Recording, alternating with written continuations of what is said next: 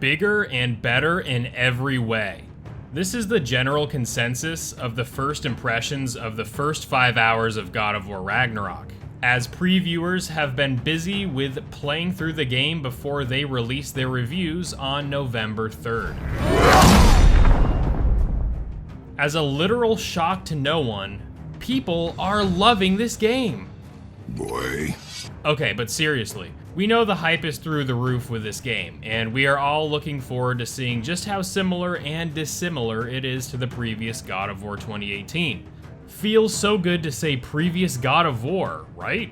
So, I have done some reading into these previews and have done a little digging as to how these reviewers are correlating the info to us about their brief 5 hours so far. And, like I said in some previous videos about these previews, go into them very carefully with the understanding that you may unintentionally get spoiled. Now, they had some very strict measures to adhere to from Sony so as to not spoil all the millions of people who are eager to play it. So there is no specific information about key story moments that give away the events of the very first few hours. Now, that being said, I am going to go into some key takeaways that these previewers have mentioned. And if you aren't comfortable with hearing anything about the first 5 hours of the game, then come join me again in a future video. Again, no story beats are going to be revealed here, but elements regarding the game's pacing, combat, and general feel are going to be touched on. Alright, enough about that, let's get started. Death can have me when it earns me. Immediately off the bat, these previewers have said that the game feels very similar to God of War 2018. No big surprise there, as God of War Ragnarok is a continuation of the previous game and carries with it the same DNA of its predecessor. Just don't equate more of the same to a bad thing. Not at all, because those who have played the first 5 hours have said that there are enough enhancements and changes to the game that elevate it over the previous game in numerous ways, even though the game still retains that God of War 2018 feel. Such enhancements come in the form of significantly more varied enemies and enemy encounters. Remember all the Draugr in God of War 2018 at the very beginning? Yeah. Although still present in God of War Ragnarok, expect to fight a much greater variety of enemies from the outset, even within the game's first 5 hours. Perhaps the aspect that brought me the most joy about the combat regarding these previews is the fact that there are so many more diverse and varied mini-bosses that don't rehash the same trolls over and over again.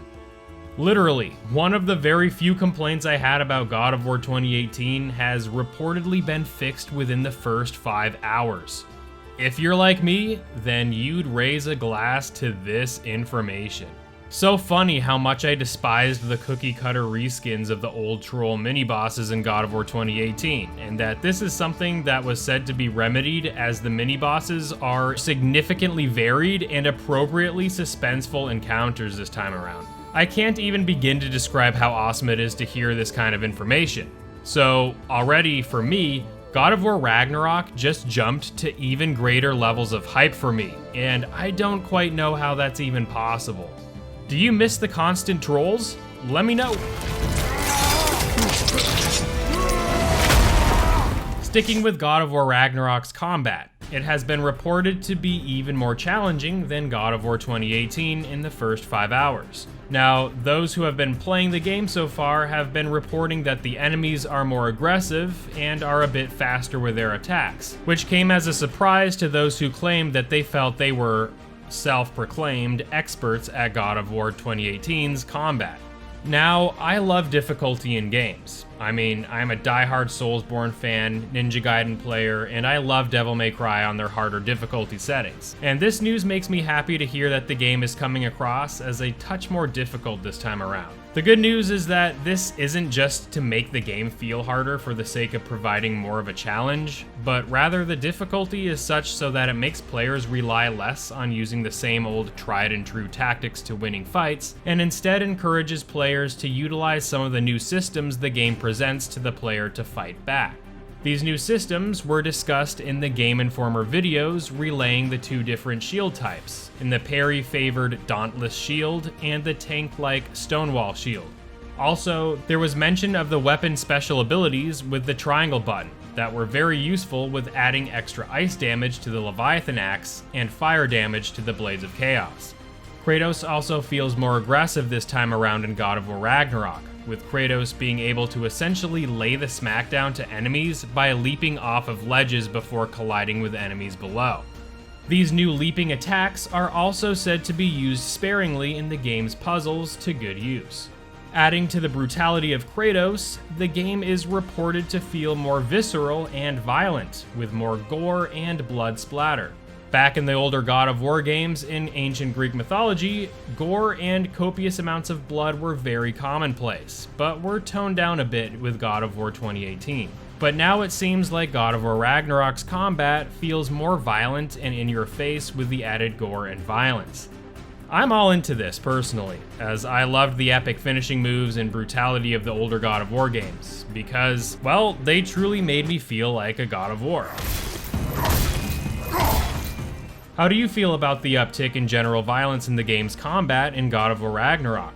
I'd love to know, because I know some of you miss that component about the older games.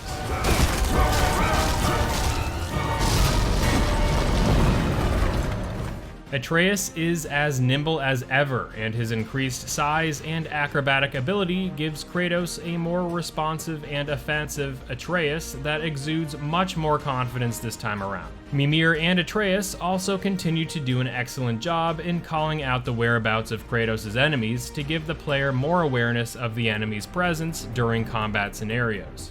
Speaking about Atreus and Mimir, well, Mimir is with you from the very start of the game and has worked his way into the duo of Kratos and Atreus incredibly well.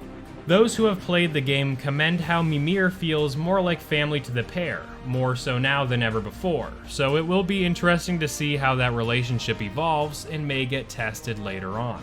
Atreus is now 3 years older, and players are responding to him much better in God of War Ragnarok now, as some players did think Atreus was a bit annoying in 2018 due to how young and childish he acted at times. Atreus seems to be coming to his own in God of War Ragnarok, with an awareness of his status as a god as he embraces who he is and he continues to grow. So too has his relationship with Kratos grown as they live together as a family throughout Fimbulwinter.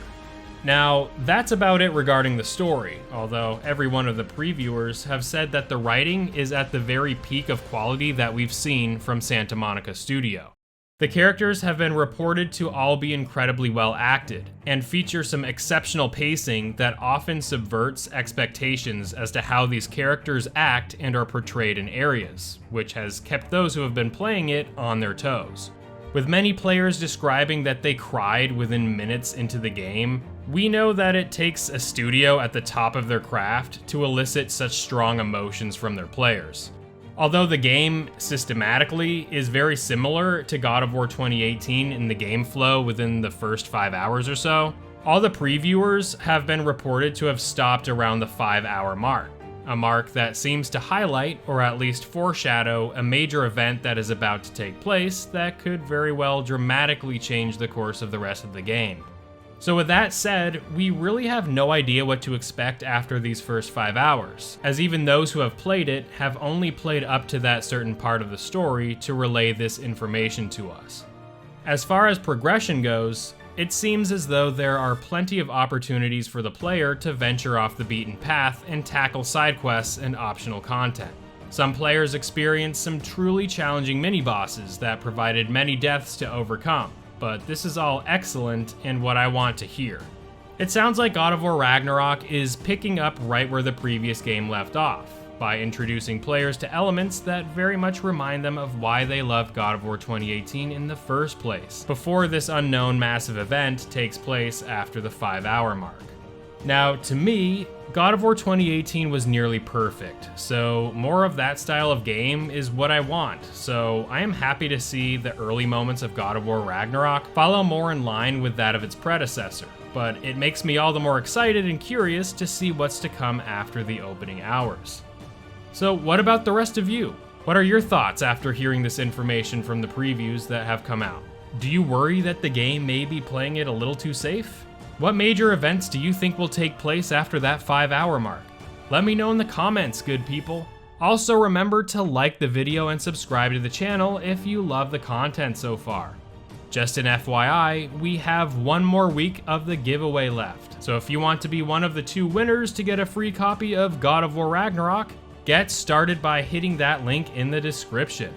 Check this video out here if you want to get my thoughts on Atreus and how he could ultimately dictate the events of the game in God of War Ragnarok. Thanks again, good people, for all the awesome support, and I'll see you real soon in the next video. Peace!